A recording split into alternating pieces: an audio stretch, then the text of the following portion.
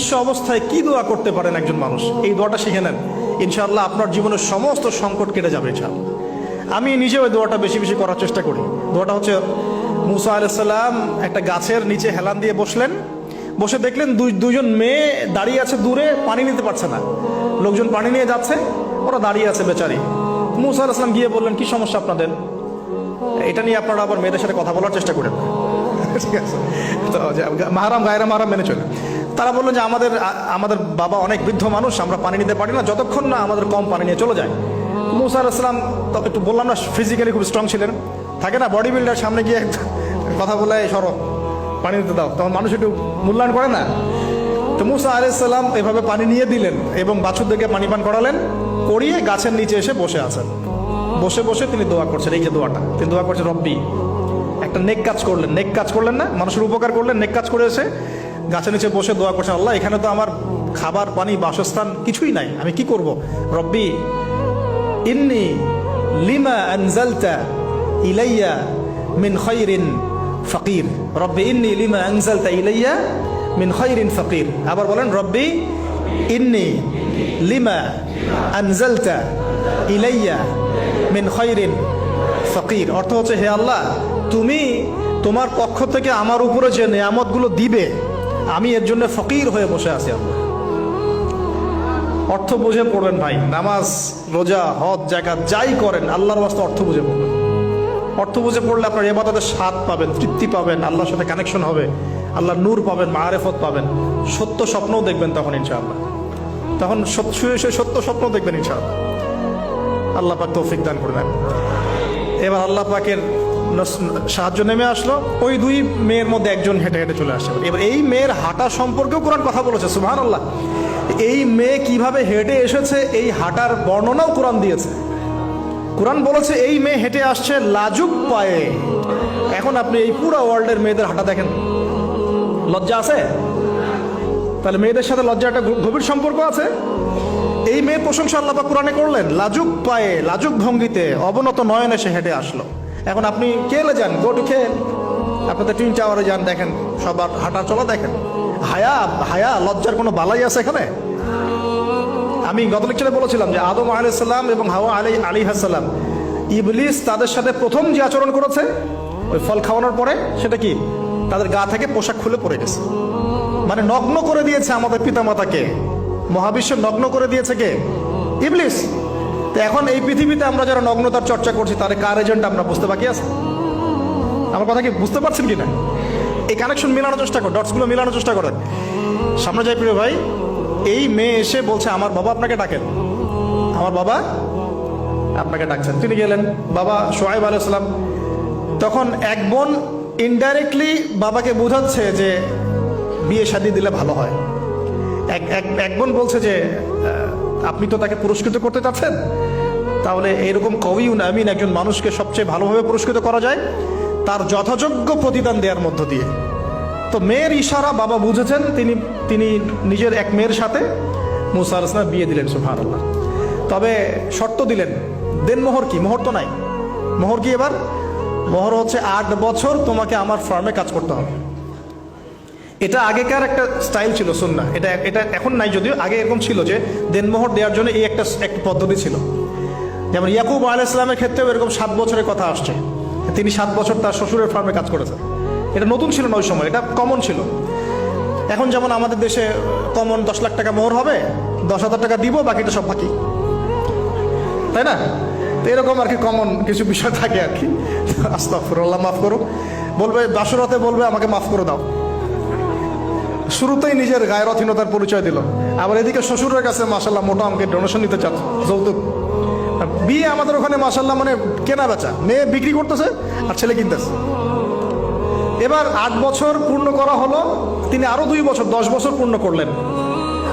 এই 10 বছরে মুসা আলাইহিস সালাম নববী পরিবেশ পেলেন, অভিভাবক পেলেন, স্ত্রী পেলেন, প্রেমময়ী সন্তান ইত্যাদি সবকিছু। এবার আল্লাহ রাব্বুল আলামিন তাকে মিশরের দিকে যাওয়ার যে সময়টা এখন হয়ে গেছে, 10 বছর হয়ে গেছে, মিশরের দিকে যেতে হবে। যাওয়ার পথে স্ত্রীর প্রসব বেদনা উঠেছে। তখন মুসা আলাইহিস সালাম আগুন খুঁজছেন। আগুন কি খুঁজছেন ভাই? আগুন খুঁজতে খুঁজতে তুর পাহাড়ের ওখানে গিয়ে দেখছেন যে আগুন গাছে জ্বলছে, সবুজ পাতার উপরে আগুন, তিনি অবাক। এই সময় আওয়াজ আসলো, বিসমিল্লাহির রহমানির রহিম, ইন্নী আনা রাব্বুক ফাখলা'না আলাইক ইন্নাকা বিল ওয়াদিল মুকদ্দাস তুয়া। মুসা, ইন্নানি আনা আল্লাহ লা ইলাহা ইল্লা আনা ফা'বুদনি ওয়া আকিমিস সালাতা লিযিকরি। মানে এখানে অনেকগুলো কথা আছে, সূরা তাহার মধ্যে আছে।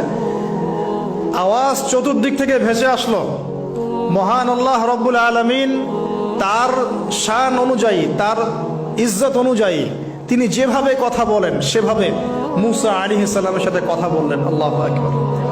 বললেন, ইয়া মুসা, হে মুসা, ইন্নানি আনা আল্লাহ, নিশ্চয় আমি আল্লাহ, লা ইলাহা ইল্লা আনা, আমি ছাড়া কোনো ইলাহ নাই, ফা'বুদনি, তুমি আমার ইবাদত করো, ওয়া আকিমিস সালাতা লিযিকরি, আমার ইবাদতের জন্য সালাত কায়েম করো, আমার জিকিরের জন্য সালাত কায়েম করো, আমার স্মরণের জন্য সালাত কায়েম করো। ফাখলা'না আলাইক, তোমার জুতা খুলে ফেলো, ইন্নাকা বিল ওয়াদিল মুকদ্দাস তুয়া, তুমি তুয়া উপত্যকায় আছো, পবিত্র তুয়া উপত্যকায় আছো। আদব শেখানো হলো, এভাবে অনেক কথোপকথন হলো। নবী মুসা আলাইহিস সালাম ভয় পেয়ে গেলেন এবং আল্লাহ পাক আরো কথা বললেন, ওয়ামা তিলকা বিয়ামিনিকা ইয়া মুসা, তোমার ডান হাতে এটা কি? মুসা আলাইহিস সালাম বলছেন, ক্বালা হিয়া আসায়া আতাওয়াক্কাউ আলাইহা ওয়া আহুশু বিহা আলা গনামি ওয়া লিয়া ফিহা মাআরিব উখরা, এটা তো আমার লাঠি, এটা দিয়ে আমি ডালপালা পারি, আমার ওই যে গবাদি পশু চড়াই। আল্লাহ পাক বলছেন যে ছুঁড়ে মারো, আলকিহা ইয়া মুসা, এটা ছুঁড়ে মারো। ফালকাহা, তিনি ছুঁড়ে মারলেন, ফাইদা হিয়া হাইয়াতুন তাসা, এবং এটা ছোটাছুটি শুরু করলো, বড় একটা সাপ হয়ে গেল। সুবহানাল্লাহ। এগুলো কোনো গাল গল্প নয়, এগুলো আল্লাহ রাব্বুল আলামিনের মুআজিজা, মুআজিজাতুল কুবরা, এটা বড় মুআজিজা। তিনি পিছনের দিকে দৌড়ানো শুরু করলেন সাপ দেখে, খাইফা ইয়াতারাক্কাব, মানে ভয়ে দৌড়ানো শুরু করলেন। আল্লাহ পাক বলছেন, লা ইয়াখাফু লাদাইনাল মুরসালিন, আমার কাছে রসুলগণ ভয় পায় না, তুমি ভয় পেও না, তুমি ওটাকে ধরো পিছন থেকে, সেটা আবার লাঠি হয়ে যাবে। পিছন থেকে হাত দেওয়া হলো, লাঠি হয়ে গেল। সুবহানাল্লাহ। এবার বলছে যে তুমি তোমার বগলের নিচে হাত ঢুকাও। মুসা আলাইহিস সালাম বগলে হাত ঢুকালেন, বের করলেন, হাত থেকে টর্চ লাইটের মতো আলো বের হওয়া শুরু। এটা দ্বিতীয় নিদর্শন। কেন দেয়া হলো নিদর্শন?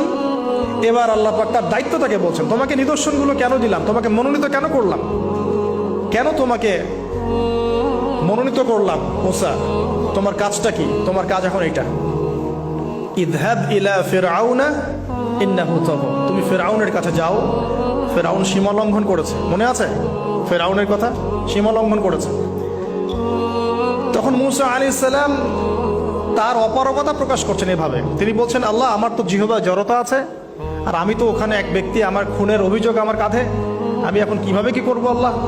তখন আল্লাহ রাব্বুল আলামিন বলছেন, এই দোয়াটা করো। কোন দোয়া? মুসা আলাইহিস সালাম বললেন, রব্বি ইশরাহ লি সাদরি, হে আল্লাহ, আমার বক্ষ প্রশস্ত করো, ওয়াসির লি আমরি, আমার কাজকে সহজ করে দাও, ওয়াহলিল উকদাতাম মিন লিসানি, আমার জিহ্বার সমস্ত জড়তা দূর করে দাও, ইয়াফকাহু কাওলি, যাতে মানুষ আমার কথা বুঝতে পারে। আর আমার সাথে আমার পরিবারের মধ্য থেকে ওয়াজআলনি ওয়াজিরাম মিন আহলি, আমার পরিবারের মধ্যে একজন ওজির আমাকে দাও, সাথী। হারুন আখি, আমার ভাই হারুনকে দান কর। সুবহানাল্লাহ। হারুন আলাইহিস সালামকে নবুয়ত দেয়া হলো, দুজনকে আল্লাহ পাক এখন বলছেন, ইযহাবা ইলা ফিরআউন, তোমরা দুজন এখন ফিরআউনের কাছে যাও। ফাইন্নাহু তাগা ফাকুলা লাহু কাওলান লাইয়িনা, তবে তাকে গিয়ে কর্কশ ভাষায় কথা বলবে না, নরম স্বরে কথা বলবে। দায়ীদের এখানে সুন্নাহ, দায়ীদের জন্য শিক্ষা আছে, দায়ী আলেম যারা মুবাল্লিগ তাদের শিক্ষা আছে। ফিরআউনের সামনে গিয়ে দাওয়াত দিলেও কিভাবে দিতে হবে? ফাকুলা লাহু কাওলান লাইয়িনা, নম্রভাবে কথা বলো। লাআল্লাহু, কেন নম্রতার সাথে? লাআল্লাহু ইয়াতাযাক্কারু আও ইয়াখশা, হয়তোবা নম্রতা প্রদর্শন করলে সে উপদেশ গ্রহণ করতে পারে, অথবা সে আল্লাহকে ভয় করতেও পারে। আল্লাহ পাক তো আগে থেকে জানেন সে ঈমান আনবে না, তারপরেও আমাদের আদব শিখাচ্ছেন আল্লাহ পাক এখানে। তারা দুজন চলে গেলেন, দাওয়াত দিলেন। ফিরআউন মশকরা করছে, ওয়ামা রাব্বুকুম ইয়া মূসা, তোমাদের দুজনের রব আবার কে? হ্যাঁ, মুসা আলাইহিস সালাম বুঝাচ্ছেন, রব্বি আল্লাযী, আমার রব সেই রব যিনি জীবিতকে মৃত করেন, মৃতকে জীবিত করেন, ইত্যাদি। মানে যার হুকুম ছাড়া একটা গাছের পাতাও নড়ে না, যিনি মাটি থেকে সব উৎপন্ন করেন, বৃষ্টি বর্ষণ করেন, সব বুঝালেন। ফিরআউনের বক্তব্য তখন এটাই ছিল, তোমাদের কাছে কি কোন নিদর্শন আছে, কোন আয়াত নিদর্শন আছে? হ্যাঁ, নিদর্শন আছে। কি? লাঠি ছুঁড়ে মারলেন, সাপ হয়ে গেল। এখন ফিরআউন বলছে, এটা তো জাদু, এটা কি? আমার জাদুকররা ওটা পারে, জাদুকরদেরকে ডেকে না হলো, জাদুকররাও লাঠি ছুঁড়ে মারলো, সাপও যাচ্ছে। কিন্তু এই বড় সাপ ওদের সব সাপকে খেয়ে ফেললো। তখন ফেরাউন কিন্তু ভয় পেয়ে গিয়েছিল। এরপরেও এই হাত বের করে আলোর এই নিদর্শন দেখানো হলো, তাওহীদের দাওয়াত দেওয়া হলো, ফেরাউনকে ভয় করতে বলা হলো, ফেরাউনকে সতর্ক করা হলো যে আমার রব, আপনার রব, সবার রব হচ্ছেন আল্লাহ। সবকিছু বোঝানো হলো, কিন্তু ফেরাউন এই কোনো কথাই গ্রহণ করলো না।